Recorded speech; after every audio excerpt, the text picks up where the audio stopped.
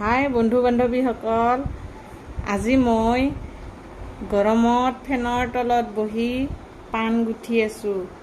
এয়া চাওকচোন, পাণ কেনেকৈ গুঠে আপোনালোকক দেখুৱাই আছোঁ। মই পাত এপাতকৈ ল'ব লাগিব।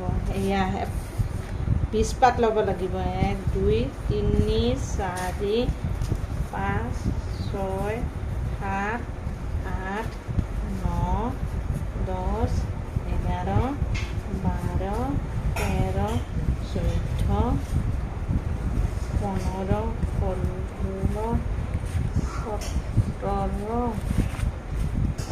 18 19 20। এই 20 পাত হৈ গ'ল। 20 পাত হৈ যোৱাৰ পিছত এনেকৈ দি তাৰপিছত ইয়াত খিলা মাৰি দিয়া হয়। কিছুমান শলা বেয়াও থাকেতো, এনেকৈ দি মুঠিটো এনেকৈ তৈয়াৰ হৈ যায়।